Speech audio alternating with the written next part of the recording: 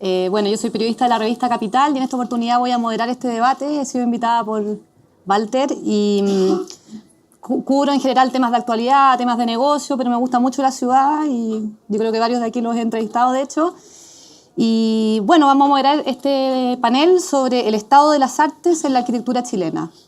O sea, una cosa bien increíble que a nivel mundial la arquitectura chilena goza de mucho prestigio, tenemos millones de premios, tenemos Pritzker, tenemos el Riva, no sé, pues el Archiprix, el Gotemburgo, Leones en las Bienales. O sea, en general la arquitectura chilena es muy bien vista afuera, es reconocida porque aporta nuevas ideas, por la coherencia, por la preocupación por la sustentabilidad y también por el contexto en que se emplaza.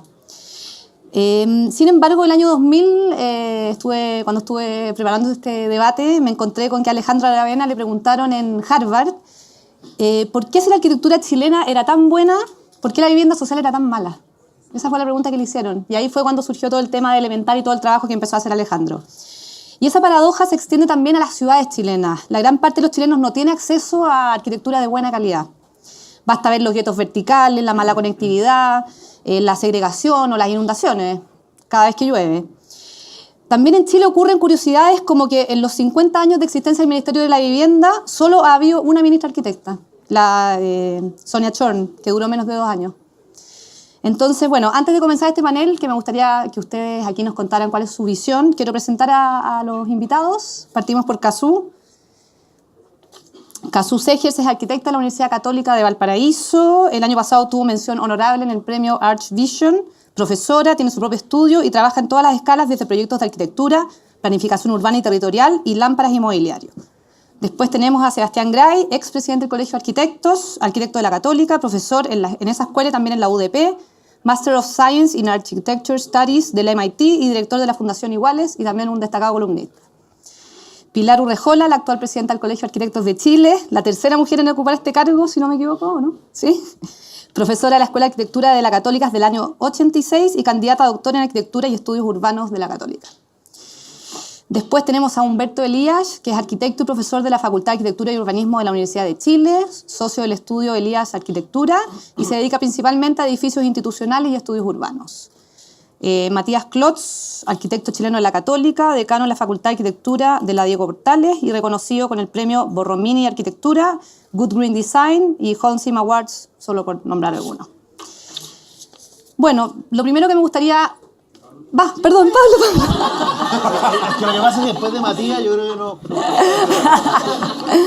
Bueno, Pablo es arquitecto de la Universidad de Chile, presidente de la AOA, la Oficina de Arquitectos, o sea, la Asociación de Oficinas de Arquitectos, y socio de BL Arquitecto. Muchas gracias, Cata. Un aplauso.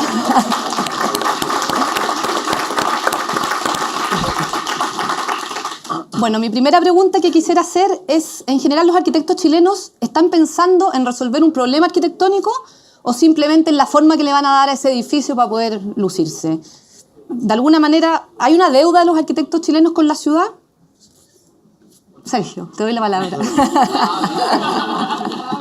Está bien. A ver, yo quiero partir de otra manera, digamos. Te voy a contestar. ¿Ah? No me evada la pregunta, no voy a ser candidato. como un senador, digamos, pero lo que quiero decir es lo siguiente, que yo creo que el estado de la arquitectura, el estado de la arquitectura hoy día en Chile es notable, digamos, ¿no? Yo creo que hay pocos periodos en la historia donde hayan existido tantos buenos arquitectos. Yo difiero particularmente en el sentido que la calidad de la obra no solamente se refiere a lo que hacen estos mismos arquitectos que han sido premiados, reconocidos, tú mencionaste varios de esos premios, sino que tiene que ver también, yo creo que de alguna manera, en general, se hace buena arquitectura. La buena arquitectura no tiene por qué estar hecha para los arquitectos, digamos, tiene que estar nosotros trabajamos para la gente.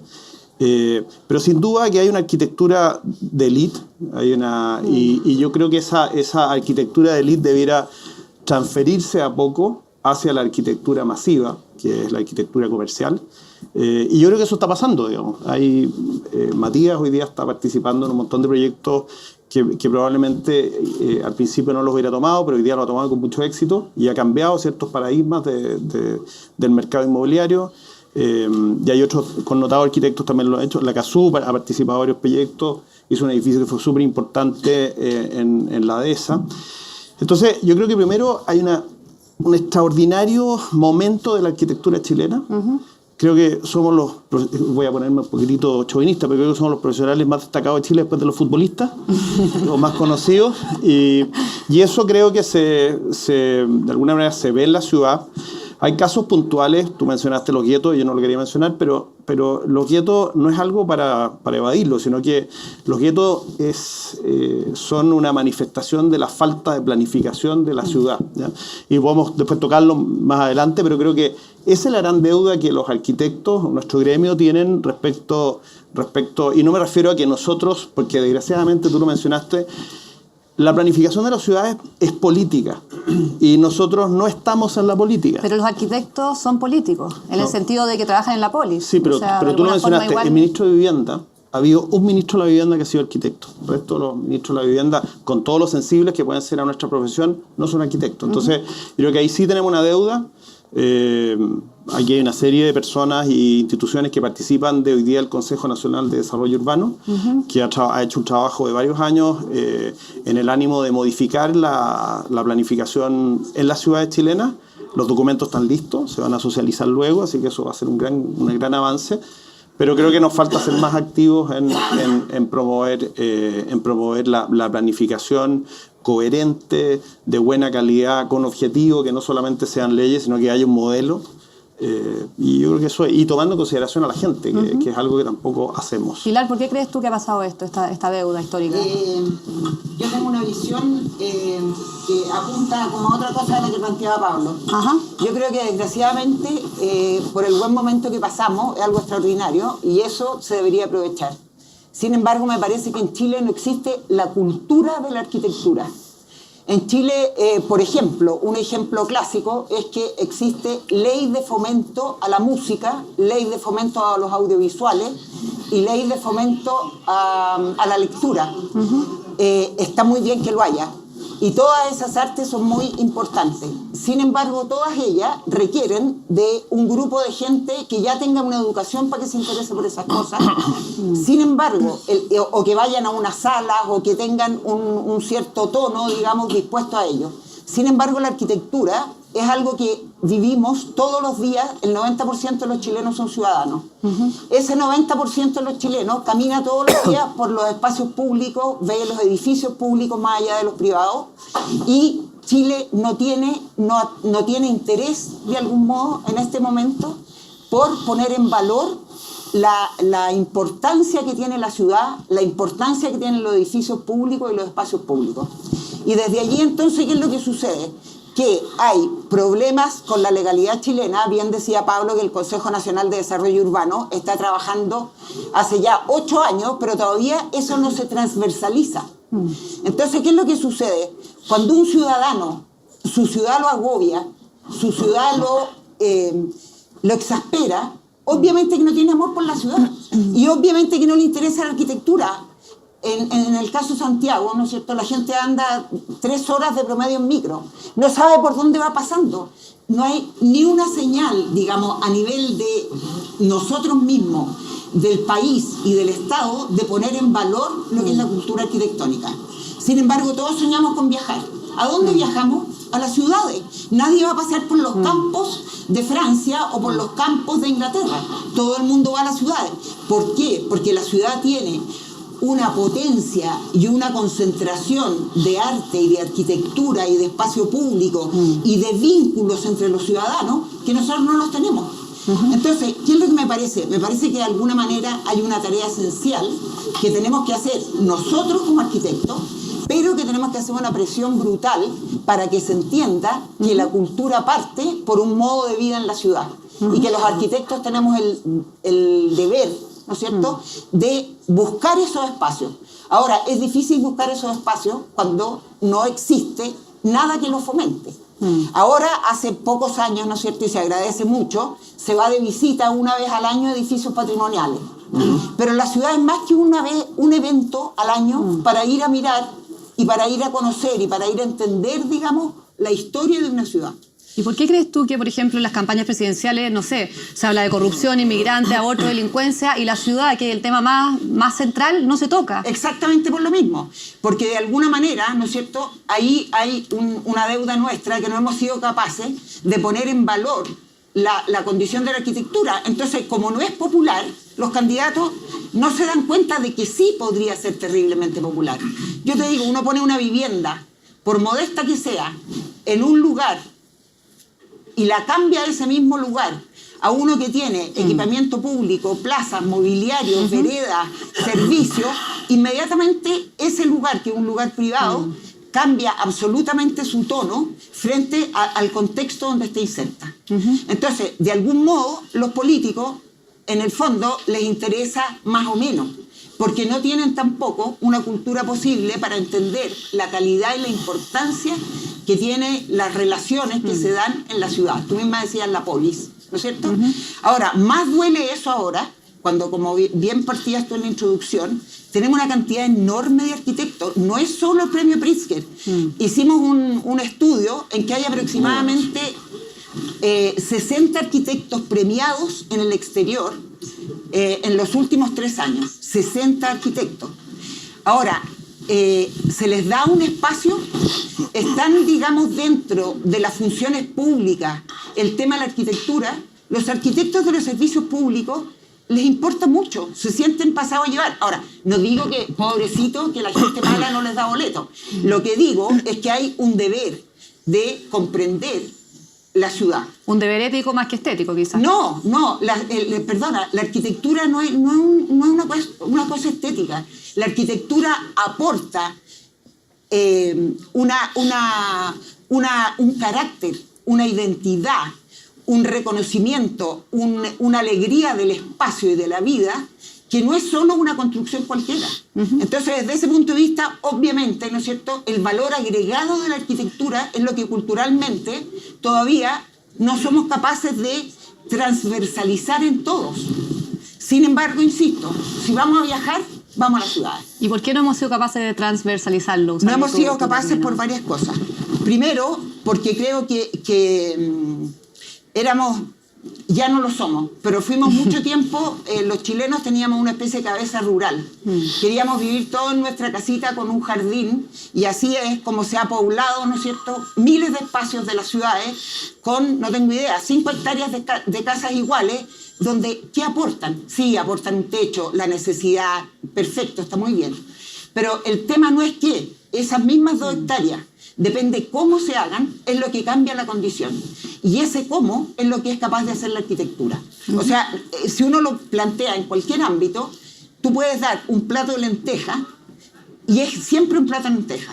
Depende cómo cocinen las lentejas, depende cómo sirvan las lentejas, es la alegría que te pueden dar las lentejas. Un ejemplo muy, muy doméstico. Sin embargo, creo que la ciudad tiene ese mismo problema, que no es construir cosas, es planear la ciudad. Los planeamientos de la ciudad, no hay un planeamiento integral en general de las ciudades. Los planeamientos son por comuna. Claro. Y el planeamiento además es una cosa viva. De hecho, el arquitecto Luis Alonso habla de que hay muchos planes reguladores y poca planificación. Sebastián, ¿tú cómo lo ves, por ejemplo? No. A ver, somos hartos panelistas. Yo creo que nos va a tocar hablar alguna vez a cada uno. 2 minutos nomás. 2 minutos. ¿Por qué no me hicieron así? Si me parece Ya lo dijiste todo, Pilar. No, de hecho creo que hay que recoger, o me gustaría continuar con algunas de las ideas que propone Pilar, pero me gustaría decir lo siguiente. Las ciudades, y en eso tiene mucha razón Pilar, en el sentido de que, salimos a buscar ciudades, salimos a ver ciudades cuando salimos de viaje, incluso dentro de Chile, nuestros periplos son entre ciudades o en ciudades. Tenemos juicios sobre cómo está Valparaíso versus Puerto Montt, versus Puerto Varas, versus Viña del Mar. El desastre de Viña del Mar, denunciado por Esquella, o el de Valparaíso denunciado por otras personas, o el de Puerto Montt denunciado por otras personas, el Mall de Castro. Es decir, son todos temas que tienen que ver con nuestras percepciones sobre ciudades y cómo nosotros quisiéramos imaginar idealmente esas ciudades. Tenemos en Santiago, desde Santiago, que concentra la mitad de la población de Chile, una visión sobre las ciudades chilenas, y naturalmente que los habitantes de esas ciudades tienen sus propias visiones sobre el lugar donde viven. Pero quiero decir otra cosa, en realidad, y es que las ciudades son reflejos de la sociedad en un momento determinado. Y la sociedad en un momento determinado está constituida por un trasfondo histórico que incluye elementos políticos y culturales, etc. Chile, en el pasado, fue un país sumamente consciente y preocupado del destino de sus ciudades. Por lo tanto, lo que nos está pasando hoy día es que estamos en un momento cíclico, pendular, como quieran llamarlo. Pero uno ve y uno sabe, digamos que Santiago, por lo menos la ciudad consolidada, ¿no? Santiago siempre tuvo una periferia que fue terrible, un arrabal desastroso, eso lo dice Vicuña Maquena en sus memorias, en fin. O sea, también las fotos que tenemos de fines del siglo XIX, comienzo del XX, una ciudad perfecta y una alameda increíble, porque era increíble, esconde un poco lo que ocurría apenas 10 cuadras más allá. Pero aún en ese centro consolidado, había una sociedad que estaba absolutamente consciente y dispuesta a que la ciudad fuera lo más bella y lo más interesante posible. Y lo mismo ocurrió en Valparaíso, lo mismo ocurrió, yo diría, en cualquier ciudad que se fue fundando y desarrollando en la República Chilena. Y por lo tanto, lo que hay que preguntarse es qué nos ocurre hoy, qué nos ocurre en este momento de nuestra historia, en que hemos perdido completamente el vínculo con la ciudad y la responsabilidad y el interés. Y eso responde a procesos históricos y políticos. Hace 20 años atrás o 25 años atrás, cuando yo era estudiante de arquitectura, existían en Chile solamente 8 escuelas de arquitectura. Ahora existen más de 40. Es decir, hemos multiplicado por 5, perdón, el número de escuelas de arquitectura, y por lo tanto hemos multiplicado por 5 el número de arquitectos que ejercen la profesión o intentan ejercer la profesión. Y en ese contexto te quería preguntar, ¿cómo consideras que ha sido el rol que ha tenido el Colegio Arquitecto? Iba a llegar a eso al final, porque pero lo puedo decir ahora porque la pregunta es importante. Entre todas las cosas que han ocurrido en los últimos 40 años, que se entienda que el régimen militar o la dictadura, como quieran llamarla, una de las cosas a la que se fue de hacha fue a desarticular, a desmoronar las organizaciones sindicales y gremiales y sociales. Y entre ellas se fue de hacha a destruir a los colegios profesionales. Cuando Chile deja de tener un colegio profesional que no solo tutela éticamente la profesión, sino que fija estándares para el ejercicio de la profesión, para cobrar honorarios, para, controlar, incluso tener una opinión políticamente de peso, con peso específico ante la institucionalidad, con respecto a cómo se hace la ciudad, cuando eso desaparece, el resultado es lo que tenemos hoy día. Eso es lo que puedo decir por ahora. Perfecto. Cazzu, ¿cómo lo ves tú? Yo me tomo de esto de que uno va a viajar y va a mirar las ciudades. Entonces yo pienso que nos falta como una reflexión sobre qué es Chile, quiénes somos los chilenos y qué país queremos construir, antes que nada. Y ahí yo digo que el territorio es América como los monumentos son Europa. O sea, de alguna manera nosotros vivimos insertos en un paisaje, en un territorio que es notable. Creo que Latinoamérica tiene algo que decirle al mundo, o sea, como para conversar con los paradigmas internacionales, que yo lo llamo una postura de baja tecnología o low-tech, y de alguna manera entender que habitar acá tenemos que habitar casi sin dejar huellas sobre el territorio. Entonces, si uno entiende como esa relación y ese equilibrio, que no suceden en la ciudad latinoamericana, y yo lo veo, no es solamente en Chile el problema, o sea, uno desde Centroamérica hasta Sudamérica, uno va viendo la problemática en todas partes. ¿Para qué decir Sao Paulo, digamos? Es peor los portugueses en realidad que los españoles. Entonces, como que son estas mega ciudades que se extienden como unos cánceres. Estuve hace poco dando una charla en Costa Rica y veía que tenía como un espacio geográfico similar al de Santiago, pero que finalmente la problemática era exactamente igual. O sea, no tenemos ninguna capacidad de dejar de construir ciudades sustentables y con tamaño sustentable. Entonces, falta una reflexión de entender quiénes somos estos mestizos que ocupamos la Latinoamérica y qué es lo que queremos ser y a dónde queremos llegar, ¿no? ¿Y cómo se detiene el crecimiento de la ciudad? Porque obviamente... Yo personalmente me voy a extender un poquito en esto. Nosotros formamos el Observatorio Las Tarrias con Miguel Laborde, justamente como una fundación que se plantea como un centro de estudio geopoético y un lugar para pensar Chile. ¿Qué es Chile? ¿Quiénes somos los chilenos? ¿Qué país queremos construir? Y dentro de eso terminamos siendo parte del Instituto Geopoético Internacional, formado en París, y dábamos una charla anual. Y después, el observatorio, que fue una empresa grande de llevar adelante, la soltamos porque nos agotamos de empujar sin recursos, ¿no es cierto? O sea, como hacer servicio de país permanente. Fue muy bueno. Pero la transformé en una cosa que se llama Más Mil y que tiene que ver con una respuesta a esto que tú me estás preguntando. Yo entiendo Santiago, que el oxígeno de Santiago son sus cerros, es todo su contrafuerte cordillerano. Ya lo dijo Sir Norman Foster, que nuestro skyline es la cordillera, que la vamos a ver ligerito así, va a parecer radiante después de esta lluvia.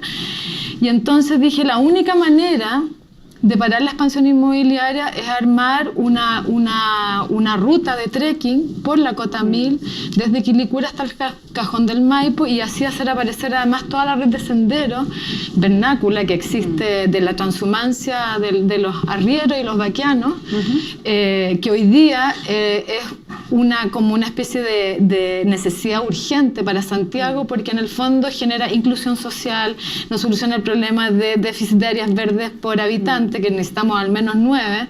Entonces hay comunas como por ejemplo Puente Alto, que tiene menos de 2 y tiene todo el contrafuerte cordillerano. Entonces es simplemente una falta como de comprensión de lo que se está.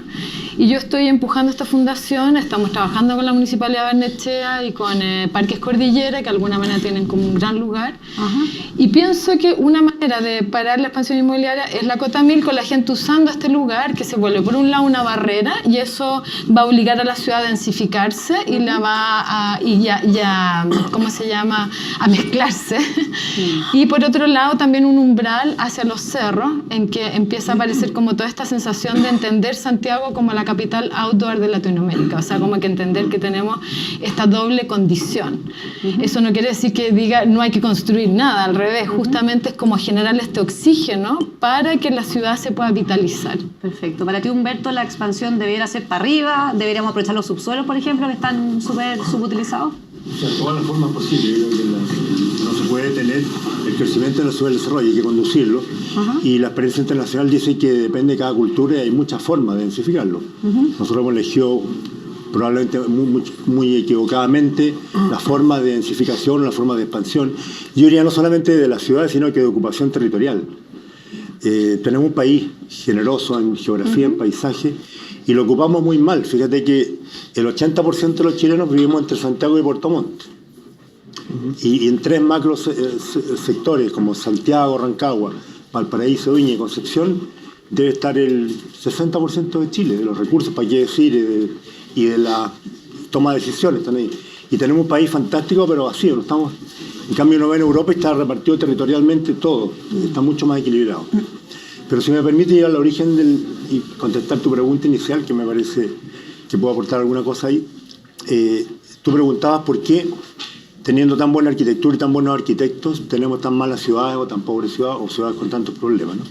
Yo también me he hecho varias veces esa pregunta y me la han hecho. Cuando uno viaja a seminarios o a congresos afuera, nos halaga que nos digan que la arquitectura chilena está pasando por un buen momento. A todos nos ha tocado. Pero acto seguido viene la pregunta o implícita de por qué, si tenemos tan buenos premios y tan buenos arquitectos, hay problemas con las ciudades. Y yo creo que hay una respuesta fácil o sencilla, que es la experiencia de producir un objeto arquitectural entendida como una creación cultural en que hay una relación autoral con la obra, es más sencillo y es más fácil de responder por su calidad en la medida que eso está más cerca de una casa, de un objeto pequeño, de un edificio corporativo, ¿no? Y obviamente esa calidad autoral o esa presencia autoral se complica en la medida que tú trabajas con temas más complejos, como la ciudad, en que ya no hay una autoría, nadie hace una ciudad, ni siquiera un grupo de personas, como han dicho aquí ministros, han pasado ministerios. Entonces es muy difícil responsabilizar a los arquitectos solamente por los problemas de las ciudades. Como que no hay una mirada a largo plazo. No hay una mirada a largo plazo y no hay tampoco un trabajo en equipo que haga que las ciudades cambien de rumbo. Y ahí nos topamos con una variable que también ha salido, que es el tema cultural, de que yo creo que una explicación más macro de este fenómeno es que explica de por qué hoy día estamos mal en ese aspecto, y es que lo que se ha perdido es la conciencia de vivir en forma colectiva, de los valores de lo público.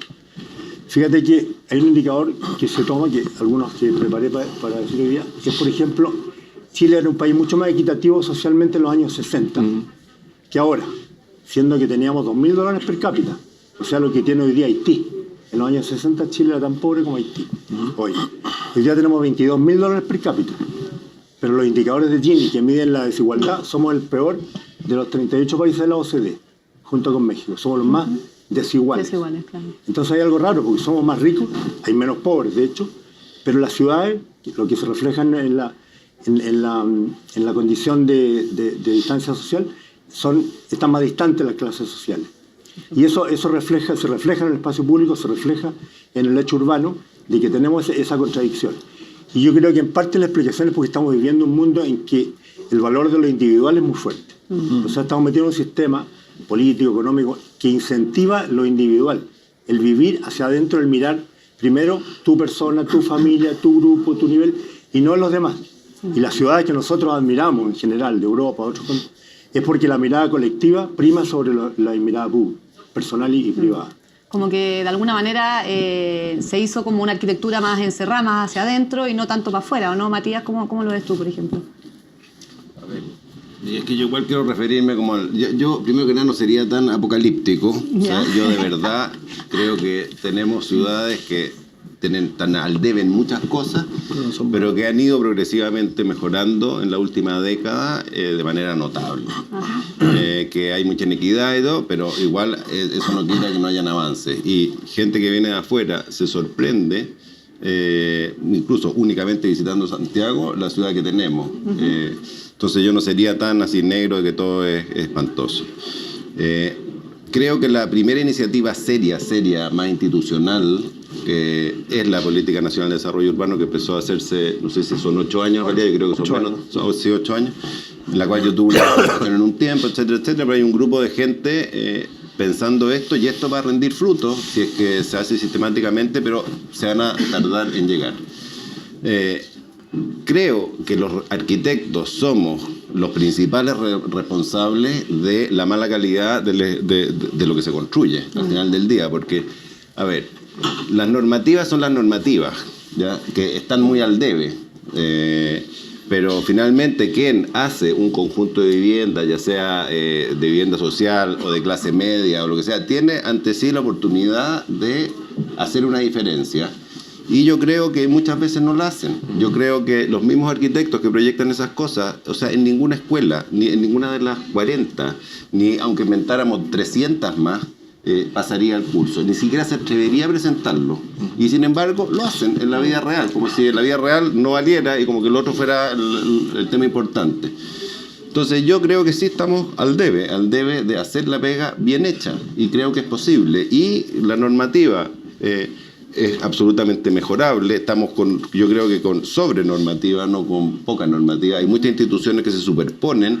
Creo que somos muy inflexibles, que somos, no sé, cuando vienen aquí arquitectos holandeses y nos muestran las cosas que hacen en ciudades, no sé, como Rotterdam, Ámsterdam y todo, que son de una libertad increíble, y aquí estamos, no se puede hacer eso por esto, no se puede hacer eso por lo otro.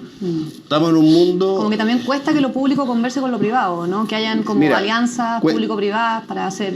Cuesta hacer cosas... cuesta hacer bien las cosas. Porque plata hay, porque por ¿no? un lado, por un lado hay unos clientes que hay que convencer y que son conservadores, porque obviamente están arriesgando capital, pero por otro lado hay un montón de instituciones públicas que prefiero ni mencionar, que reman para el otro lado en general. O sea, hacer un buen proyecto hoy día en Chile no es tan fácil, pero no es imposible tampoco. Lo que pasa es que demanda mucho tiempo y tomarse ese tiempo cuesta. Cuesta plata, cuestan horas, cuesta y todo. Y yo me imagino que si es que las oficinas que están detrás de eso tienen una espalda menor o les va a costar tanto que en un momento les es imposible hacerlo. Pero creo que en todo caso las cosas van a mejor y no a peor.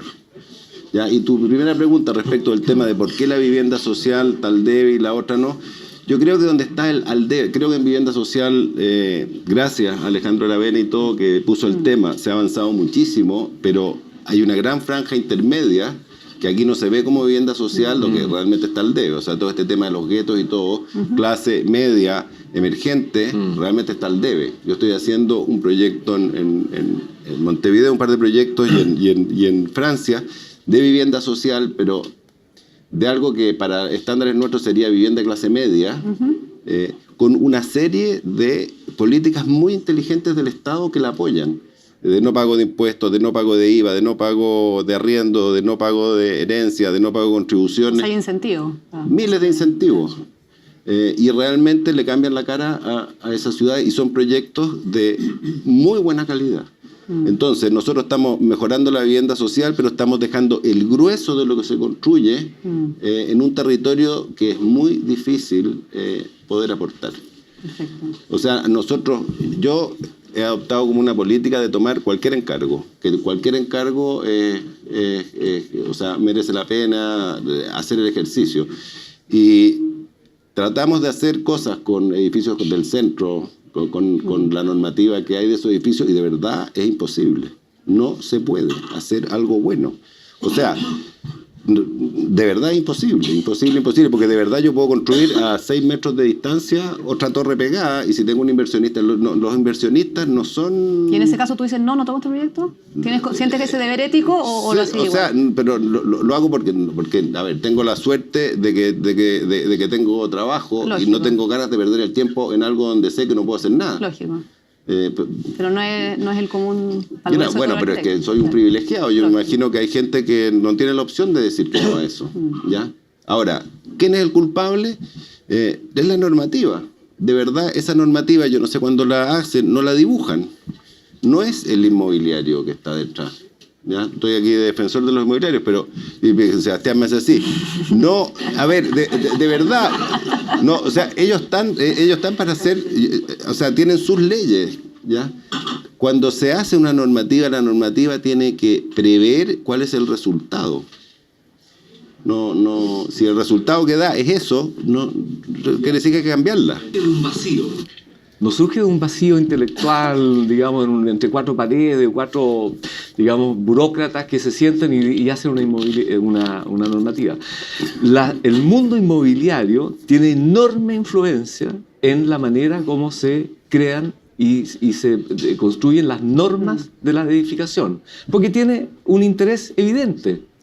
Entonces, en muchos casos, el caso de Estación Central, que es un caso bien desafortunado, pero es bien interesante, porque son varios periodos alcaldicios de alcaldes que simplemente se negaron a hacer un plan regulador, porque les parecía, y lo dicho por ellos, son varios periodos, solamente cuando una autoridad pública como el Intendente de Santiago tiene el valor de apuntar con el dedo en público, ahí se desmorona el castillo de naipes y todo el mundo sale a dar explicaciones, y el alcalde que se había negado por años a hacer un plan regulador dice, no, si en realidad tengo que hacer un plan regulador.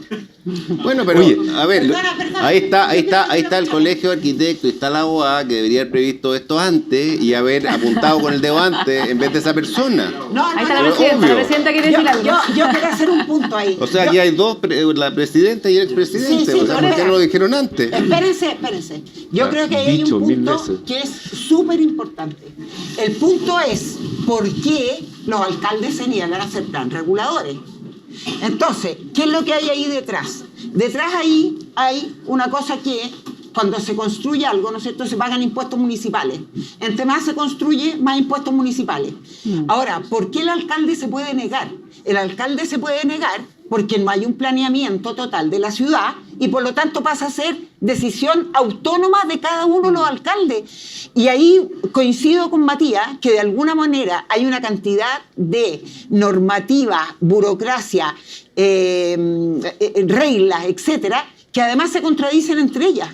Entonces, ¿qué es lo que sucede? Y vuelvo de nuevo al tema del Consejo Nacional de Desarrollo Urbano. Es indispensable que tengamos unas reglas del juego claras, sencillas y que de alguna manera sean capaces, digamos, de abarcar el territorio en su completitud. Entonces, ¿qué es lo que hace el alcalde de Estación Central? Es como problema de él, es su fondo. No hay planes reguladores porque en el fondo a la municipalidad no le conviene. ¿Por qué no le conviene? Porque no va a recibir miles de impuestos. Entonces, esta cosa como de buscar un culpable, a mí me parece que es mucho más compleja que eso. Que hay un tema de nosotros los arquitectos, cuando dicen ¿y por qué el colegio no alegó antes? ¿O por qué la OA no alegó antes? ¿Saben por qué no alegamos antes? Porque lo que dice Sebastián Grey. Porque de alguna manera el Estado no reconoce ciertas organizaciones, que no es solo el Colegio de Arquitectos, son todos los colegios de Chile. El Colegio Médico tiene un problema enorme con la gente que ejerce ilegalmente la profesión. Ustedes sabían que Chile, que es de la OCDE, tan elegante, nadie sabe, el Estado de Chile no le puede asegurar a nadie si el neurocirujano que nos va a operar del cerebro, digamos, es neurocirujano o no. ¿Por qué? Porque Chile no tiene un registro siquiera de la gente que presta servicio. Entonces, obviamente, que tenemos como una especie de grandeza, no tengo idea, magistrales, y por otra parte una falta de sentido común, que realmente a mí me sorprende. Y de ahí viene la importancia de los colegios profesionales, que tienen que tener una presencia como organización social del Estado. Porque hay que defender, no solo defender, hay que estimular, digamos, el desarrollo de las profesiones y lo que ellos tienen que hacer. Ustedes saben que hay un proyecto de ley para reponer los colegios profesionales desde el año 2009. Está en el Congreso. Hemos ido al Congreso a alegar y ¿saben lo que contestan? No, estamos muy ocupados, no tenemos tiempo, ni sueñen, eso no le importa a nadie. O sea, al país no le importa, al Estado de Chile no le importa. ¿Cómo va a ser posible, digo yo? ¿Pablo? Yo quería, le voy a contestar a Matías, pero quería primero retrotraerme a una situación que tiene que ver con dónde ubicamos la densidad. Y tiene que es una discusión, ¿no es cierto?, que está abierta a raíz de lo que planteó Rego y que es el drama que tenemos, digamos, porque no sabemos dónde ubicarla y nadie quiere asumir la densidad, o dicho de otra manera, las unidades de departamentos que no pagan contribuciones en sus comunas, porque esa es la realidad. Entonces, no sé si ayer salió, no sé si vieron, pero ayer salió un estudio del Programa de las Naciones Unidas para el Desarrollo Humano, donde el punto que más le molesta a los chilenos es que no se les trate con respeto y con deferencia. No era el punto de que hubiera gente que ganara 10 veces más que ellos, sino que querían ser tratados con respeto. Y el lugar donde se desarrolla esta relación entre los habitantes, ¿no es cierto?, entre los habitantes, es la ciudad. Y la verdad es que no se ha tocado, pero los arquitectos y los urbanistas, que somos hermanos o las mismas personas finalmente, tenemos las armas para diseñar ciudades que resuelvan un montón de problemas. Por ejemplo, el tema de la seguridad. Si yo hago una ciudad como esta que está basada en los condominios y en lo que llaman los gringos los gated communities, le entregamos la calle a la delincuencia. ¿No es cierto? Hay un plan que todos conocemos de las ciudades canadienses donde se abren las ciudades hacia las calles y los habitantes recuperan ese espacio. Y así como ese hay miles de cosas. Matías decía que las normas no funcionan. Hoy día la verdad es que los destinos en los planos reguladores, donde uno dice, oye, esto es comercial, y acá está la industria, y acá puede trabajar, obliga a la gente a viajar miles de kilómetros al día. Y la gente que vive en Puente Alto, ¿no es cierto?, y que trabaja en Quilicura, probablemente va a pasar 4 horas en la micro, y eso estresa al Transantiago, estresa al metro y estresa finalmente a la misma persona. Bueno, Eso, y de hecho... déjame contarte una cosa más. Entonces, yo creo que hay una posibilidad, digamos, o tenemos la capacidad o tenemos una oportunidad de mejorar el tema y alinear las normas con el modelo de ciudad, ¿no es cierto? Aquí hay varias personas que participaron del tema del Consejo Nacional de Desarrollo Urbano, y donde, por ejemplo, la densidad la agrupemos más cerca al transporte, que fue una de las sugerencias que se hicieron, y etcétera, etcétera. Pero para eso hay que resolver primero el transporte. Claro, pero por ejemplo, Matías, Partamos una sola cosa y termino. El tema de Estación Central, que ha sido tan analizada, yo les voy a contar que dentro del círculo de Américo Vespucio, un 70% de los departamentos de menos de 1000 UFs están ubicados hoy día en Estación Central, y un 40% de los departamentos de menos de 2000 UF. Eso significa que si este plano regulador evita esta modificación que ahora inició el alcalde, evita que la gente pueda, en esos nichos de mercado, que ninguna otra comuna en Santiago quiere tomar, no sé, significa que esa gente tiene que irse a vivir fuera del anillo de Américo Vespucio, porque no tiene otra oportunidad. Entonces, a mí me parece que esta es una discusión muy de élite, pero que de verdad que tiene poca base real. Uno de los puntos fundamentales es cómo generamos la densificación de la ciudad, que es lo que dijiste tú, y el tema de la integración de la gente. Necesitamos llevar a la gente cerca, y por tanto creemos que la promoción de proyectos de uso mixto en la ciudad, donde la persona trabaje al lado, ¿no es cierto?, donde vive, donde los colegios estén, es un tema fundamental. Y yo creo que hoy día, yo coincido más con Matías, creo que las ciudades nuestras no son un desastre. Y la verdad es que nosotros vamos a ver ciudades, pero la gente de Europa o de Estados Unidos viene a ver nuestra naturaleza, a nuestro paisaje, ¿no es cierto? Y se quedan impresionados por las ciudades porque pasan acá. Entonces yo creo que el camino no está necesariamente trazado todavía, pero creo que tenemos los elementos para generar un cambio sustancial en cómo habitamos. Pero tú no mencionaste también que hay un elemento central que podría ser como el vehículo para cohesionar toda la ciudad, que es el tema del transporte.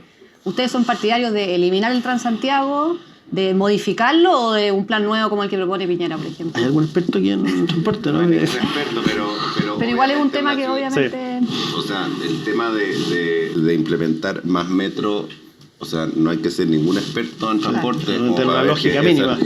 O sea, es lo único camino que tenemos. Sí. O sea, meter más y más micro, francamente, que alimentar unas mafias. Con buses también integrarlo. Sí, pero no con la cantidad de buses que tenemos. Por eso, al integrarlo ahora, Santiago tiene una superficie, yo diría, me atrevería a decir, de 2/3 de su superficie, que realmente no tiene ningún valor, ni siquiera como calidad de construcción, que debiéramos densificarlo. Renovarla. Entero. O sea, de verdad, en una altura media, en una cosa que no pasara de los 8 pisos, ojalá 6 pisos, o sea, alturas como, no sé, la de Berlín, que era la altura que llegaba el chorro de los bomberos. París. Y imagínense la ciudad que podría ser. Oye, yo quería decir algo con respecto al transporte. De algún modo creo que el tema del transporte... pasaba que antes, hace, no sé, 20 años o 30 años atrás, la ciudad, digamos, el planeamiento de la ciudad no estaba directamente relacionado con el transporte. Como que los planes de transporte decidían por dónde andaban. Entonces creo que hay una nueva idea y una nueva condición que es indispensable, que es esta cosa de entender la ciudad como un flujo de recorridos de transporte público, privado, peatonal, bicicleta, etcétera, etcétera.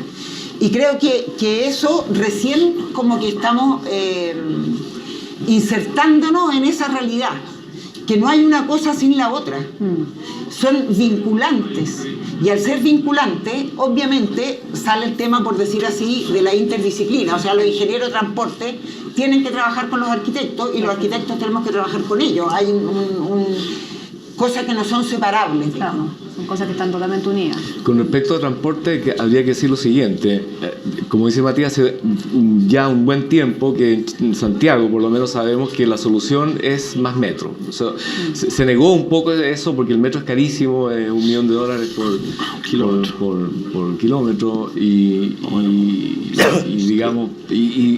se trató de reemplazar por un sistema de superficie, de bus rápido, los corredores, en fin, que funciona con cierto éxito en otras ciudades, pero en una ciudad de la complejidad de Santiago y las preexistencias de Santiago parece que no es tan posible. Entonces, de un tiempo a esta parte se entiende que solamente una expansión decidida del metro es lo que va a poder sacar a Santiago de su actual problema. Pero hay otro elemento que es bien importante y que es un punto de inflexión mundial, digamos, de paradigma mundial, y es que se acabó el reino del automóvil. El automóvil no es más una garantía de bienestar o de independencia familiar o individual. De hecho, se venden 30.000 autos al mes. Sí, se siguen vendiendo en Chile y todavía hay algunos importantes ingenieros de transporte y urbanistas chilenos de gran prestigio que defienden el automóvil a brazo partido. Pero el paradigma está en un punto de inflexión en todas las grandes ciudades del mundo. Se están haciendo cambios bien notables. El más interesante tal vez de mencionar el de las supercuadras de Barcelona, en que se están transformando conjuntos de 4 u 8 manzanas de Barcelona en una especie de microzonas que están rodeadas por automóviles solamente por fuera, y adentro solamente pueden entrar las personas que viven ahí. Es decir, está cambiando absolutamente. Bueno, la aparición de la bicicleta que era ninguneada en Chile hace 10 años, era ninguneada. La bicicleta era para pobres y para jardineros y para estudiantes y para niños, pero por ningún motivo tú podías imaginarte o condonar que una persona, digamos, un trabajador, ¿cómo se llama?, oficinista, que viniera a este conjunto donde estamos hoy día, pudiera llegar en bicicleta, porque era algo absolutamente ridículo.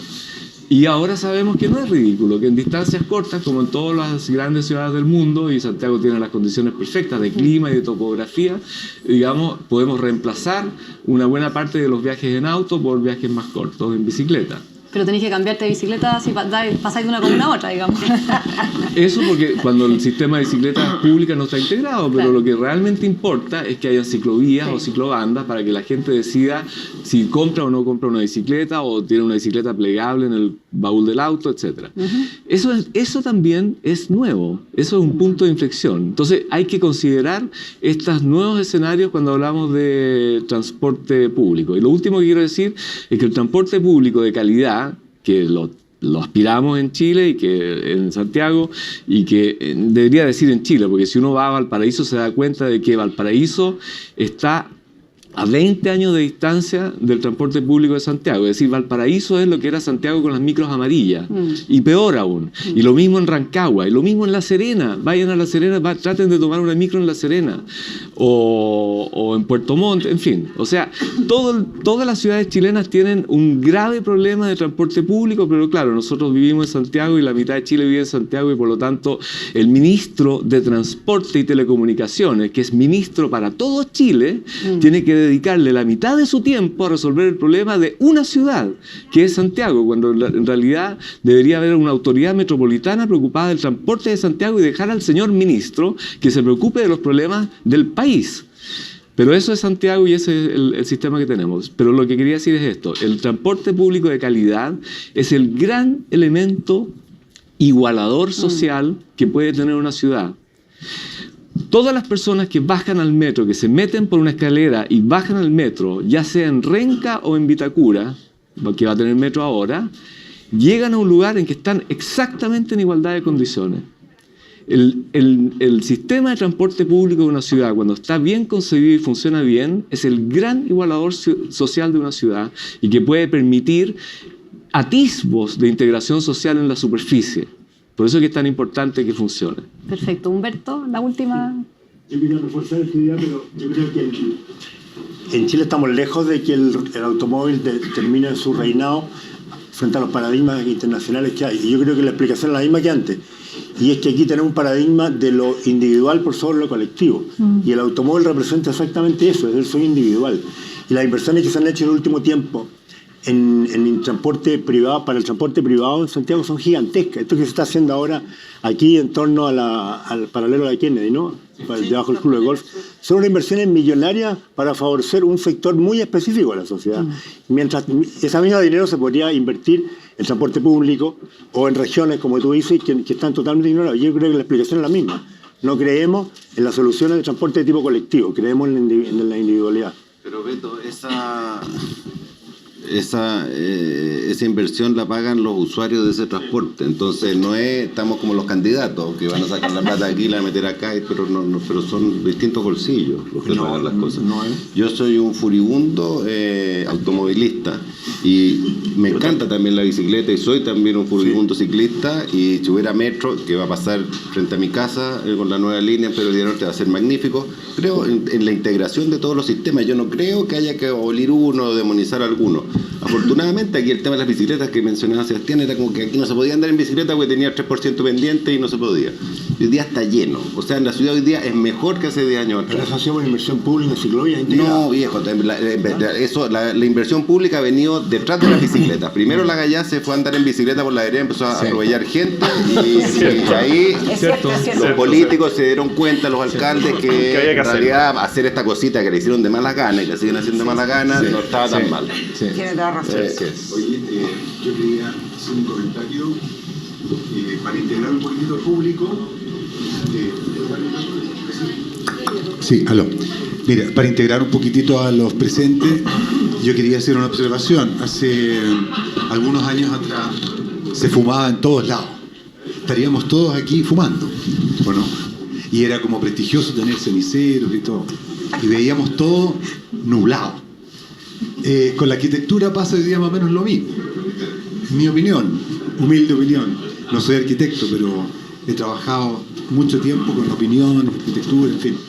Y creo que hay que tener una mirada más positiva respecto a cosas que vemos imposibles a futuro. Y sí hay que estar de acuerdo en dejar de fumar. ¿En dejar qué? De fumar. Porque si no, algunos fumarían, otros no. Y creo que esa solidez, ese punto de vista común, creo que está surgiendo curiosamente a partir de una opinión pública de rechazo a ciertas expresiones estéticas que son realmente un insulto a la ciudad. Entonces, en ese sentido, yo quería preguntarles si ustedes tienen alguna consulta al panel, cortito, porque sabemos que están todos trabajando y haciendo cosas. El que quiera hacer una pregunta, le paso el micrófono. Pueden hacer comentarios también, no sea egoísta. Siento como candidato, ¿no? ¿Se escucha? ¿Se escucha? Ahí sí. Sí. Bien, voy a conseguir en parte con todo, digamos, pero creo que hay un tema que no podemos perder de vista y que lo decía Cazzu, que es entender el territorio en el que estamos, digamos, pero entenderlo tanto geográficamente como geopolíticamente también, digamos. Cuando hablamos de la bicicleta, y siempre nos ponen los ejemplos de Copenhague, de Ámsterdam, qué sé yo. Copenhague tiene 88 kilómetros cuadrados, Ámsterdam tiene 209, Santiago tiene 600 y tantos kilómetros cuadrados, digamos. Entonces son ciudades distintas, entonces por eso son medidas hipercomplementarias todas y que parten de una base que mencionó Pablo en un minuto, que es de generar una ciudad mixta. O sea, una ciudad de usos mixtos y no exclusivamente residencial, exclusivamente industrial, exclusivamente comercial. O sea, en la medida que esta ciudad se empiece a mixturar un poquitito más los usos de suelo, va a permitir que las cosas nos queden más cerca, que yo pueda ir caminando a una farmacia y no tenga que tomar el auto, que pueda ir caminando a un supermercado y no tenga que tomar el auto. Entonces, esas son medidas que creo que este Consejo Nacional de Planificación, que está trabajando hace bastante tiempo, creo que la está incluyendo, de hacer esta ciudad mucho más sostenible, pero parte de la base de una ciudad que sea mucho más mixta y no tan segregada en términos de uso de suelo.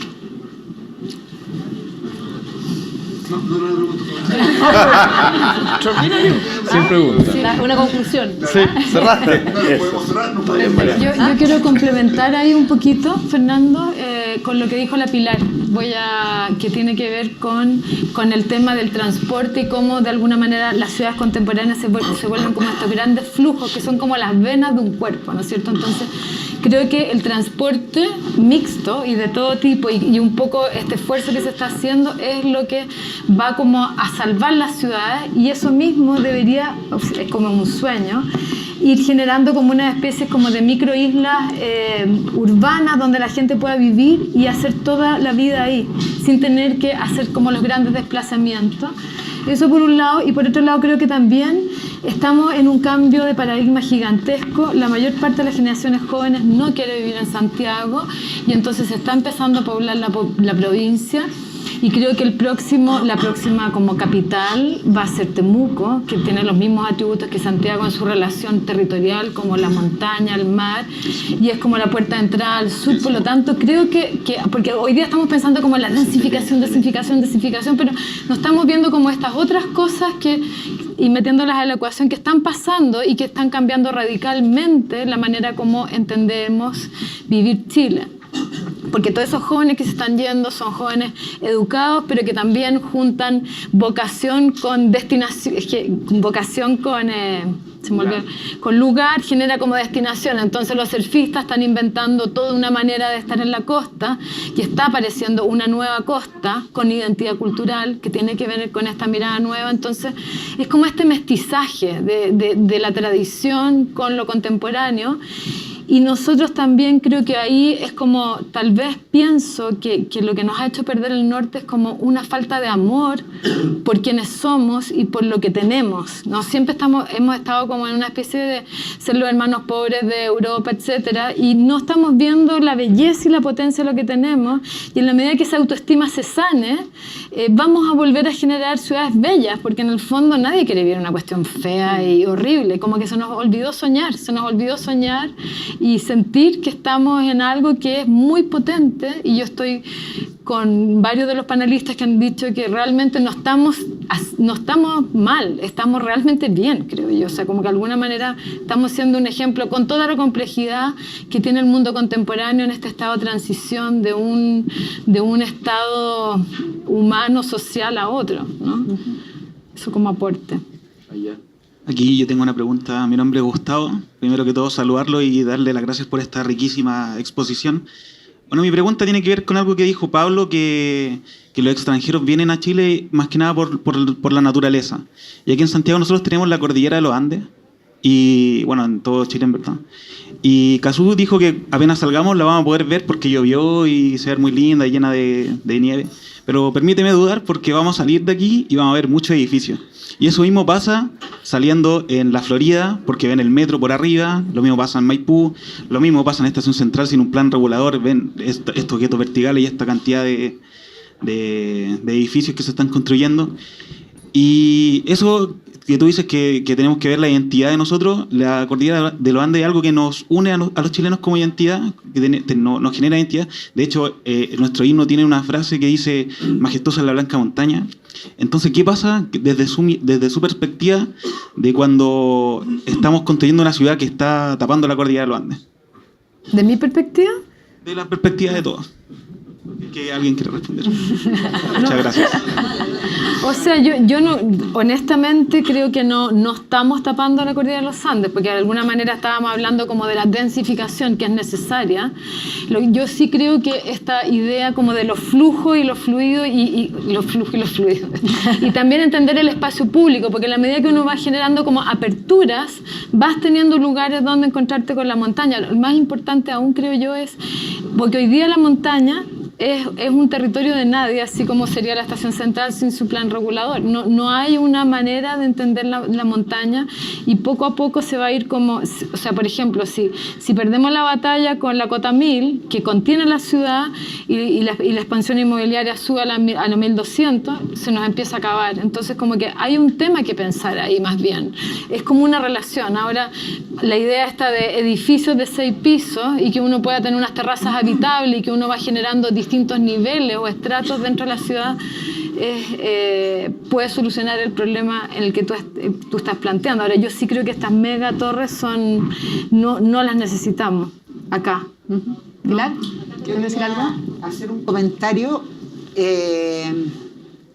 en relación a lo que planteó Beto, de dónde se situaba la mayor cantidad de población de Chile, y lo que planteaba la CASU en el sentido de este magnífico y diverso paisaje que tenemos en Chile. Creo que en ese sentido yo soy totalmente partidaria de la regionalización. Me parece que hay un tema con la escala, en que si bien, ¿no es cierto?, uno puede pensar que la metrópoli podría ser idealmente una serie de lugares autónomos, por llamarlo así, que tuvieran todos los servicios y todo, creo que igual hay un tema en que Chile tiene distintas culturas, Chile tiene distintas materialidades, Chile tiene distintos paisajes, y desde ese punto de vista me parecería que deberíamos, justamente aprovechando esta condición, ¿no es cierto?, de que ya hay tanta gente joven que ya se ha ido, de hecho, a otras partes, creo que sería una cuestión magnífica poder casi exigir, por ejemplo, que los sistemas productivos realmente se instalaran desde donde trabajan. O sea, que la gente del cobre realmente estuviera allá y no estuviera aquí en Santiago. Y que todas las empresas, digamos, tuvieran su sede principal en las ciudades donde allí trabajan. Claro, que tributaran ahí y que de alguna manera eso generaría, ¿no es cierto?, una especie de identificación de la población con sus sistemas productivos, con su paisaje, con sus materialidades, y tener una especie de presencia en cada uno de esos lugares. Y desde ese punto de vista creo que hay como también tenemos que oír que toda la gente joven no es que no quiera vivir en la ciudad porque es fea, en esta ciudad me refiero, ni porque es mala. Yo estoy de acuerdo que tenemos miles de cosas fabulosas, pero creo que de alguna manera está cada día más agobiando a la gente. Por ejemplo, la gente que anda en auto. Cualquiera de ustedes aquí me imagino que tienen un auto, y de repente cuando se está media hora en un taco se genera un mal ánimo inconmensurable. Cuando una persona va caminando por una vereda de este porte, pasa un auto al lado y lo empapa, es como una cosa horrible. Por ejemplo, desde Pedro Valdivia Norte hasta Bellavista no se puede ir caminando porque no hay vereda. No hay vereda, se los prometo. O sea, o se va en auto o no tengo idea, no va, o busca una micro que vaya a Providencia y que lo lleve. Entonces, de verdad me parece que toda esta cosa de los flujos, como dice la CASU, y toda esta cosa de no tengo idea, de la alegría de caminar de repente, no se da porque la ciudad no la preparamos para ello. Aquí querían hacer un último comentario. El último comentario y cerramos. Sí, ¿Te parece? perfecto. Porque hay Sí. gente que tiene que hacer cosas. Vote por mí. Dale. Vamos a una maratón. Yo quería hacer un comentario. Nosotros hace un mes y medio atrás hicimos un viaje de la UA con 100 arquitectos. Otro viaje en la UA, el Club de los Viajes. Fuimos a Sao Paulo y la verdad que fue un viaje súper interesante. Visitamos un montón de edificios. Estuvimos con varios arquitectos. Y una de las charlas que tuvimos fue con Paulo Méndez da Rocha, que nos explicó la historia de Sao Paulo, pero nos habló también del deber ético de los arquitectos en el sentido de esta obligación de ser políticos. Y ser político no en el sentido de salir a gritar, no somos parte de la calle probablemente, sino que hay una responsabilidad en términos de hacer presente los valores de la ciudad, los valores probablemente del paisaje incorporado a la ciudad, los valores de la vida, de esta vida, digamos, que sea comúnmente satisfactoria para la mayor parte de los habitantes. Pero nosotros no podemos quedarnos callados. Y ese tema, y tampoco es como decía recién, a través de gritos y pancartas, sino que es en los lugares adecuados, en las instancias adecuadas. Creo que este tipo de paneles y esta información es importante, pero no es suficiente. Tenemos que ser mucho más agresivos. Sao Paulo, además, otra de las cosas que se nos presentó es, acaban de pasar por un proceso de planeamiento estratégico, un plan maestro, donde participaron 27.000 paulistas a través de un sistema de participación ciudadana, donde explicaron y se entregaron 8.500 recomendaciones de los vecinos, desde las favelas hasta el centro. Por ejemplo, y les cuento que el centro de Sao Paulo, el 40% de los edificios está tomado por ocupas. O sea, caminar por el centro de Sao Paulo, si uno no anda en un grupo grande, es complejo, digamos. Por suerte éramos un grupo grande y había gente maceteada, así que no hubo problema, pero fue tremendo. Entonces, lo que quiero decir es que este proceso que hoy día se lleva en ciertos niveles debe ser, digamos, de alguna manera analizado holísticamente y cerrado por profesionales del área, que somos finalmente nosotros. Y yo creo que finalmente todas las leyes y lo que aspira al mundo político es a generar un cuerpo de leyes, pero creo que nos falta, echamos de menos la visión. Me encanta lo que dijo la Cazú respecto de la relación de las ciudades chilenas con el paisaje. Siempre hemos sido un pueblo, o sea, una cultura relativamente pobre. Esto de ser New Rich es una cosa nueva, digamos, ¿eh? Y estamos como... Pero la verdad es que ese modelo de cómo queremos vivir no lo hemos desarrollado. Y yo creo que nos quedamos en los artículos, en las leyes, en los convencionalismos, pero no en el modelo. Así que Méndez de Rocha nos dio una lección en términos de cómo debíamos activar nuestra participación y queremos hacerlo. Perfecto. Oye, antes de cerrar, ¿puedo hacer una invitación? La palabra tiene doña Pilar y después Sebastián. Se la cedo. Es que él es el pasta, así que puede partir eso. No, es que a propósito de esto de la participación ciudadana y de las decisiones y todo, creo que, queremos convidarlo porque justamente la Bienal de alguna manera, que se va a hacer en octubre, está planteada desde el punto de vista de la participación, de estos nuevos mundos, ¿no es cierto?, que han aparecido con la tecnología, en que ya aparecieron hace rato en realidad, pero que de alguna manera la participación ciudadana y la opinión es muy importante. Ahora, obviamente, esas condiciones son condiciones que hay que pensarlas, discutirlas y hacerse cargo de las inquietudes que tenemos como ciudadanos. Entonces, era para dejarlos convidados a todos. Estamos organizando el Colegio de Arquitectos, la OA y la Red de Escuelas de Arquitectura, la Bienal, que se va a hacer en octubre en Valparaíso. Y queríamos dejarlo a todos convidados para esta participación. Es la 20ª Bienal de Arquitectura, es una de las bienales, si no tal vez la bienal más antigua de arquitectura del mundo, es más antigua que la Bienal de Venecia. 20ª, por lo tanto llevamos 40 años haciendo la Bienal de Arquitectura en Chile. Va a ser una ocasión muy particular, de nuevo en Valparaíso, felizmente, que es un local extraordinario, el Parque Cultural, organizado por estas 3 entidades que están asociadas en este gran evento, y se llama Diálogos Impostergables, así es que quedan todos invitados. Perfecto.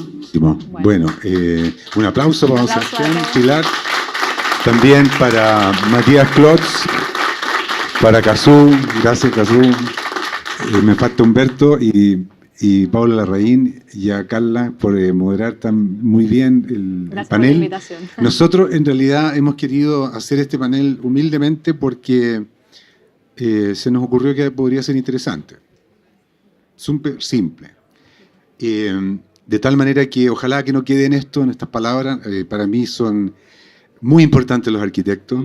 No sé por qué tengo una vibración con el tema de la arquitectura, que es una enfermedad, pero me interesa mucho que esto no quede aquí, ¿no? O sea, ojalá en la editorial de la DMAA hicimos una reflexión respecto a este tema, sobre todo respecto al tema de la representación.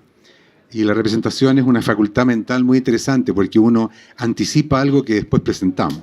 Entonces, los que representan esta maravillosa disciplina, con sus comentarios y todo, deberían ser las personas que ejerzan un cambio importante en la ciudad. Así que muchísimas gracias por venir. Gracias.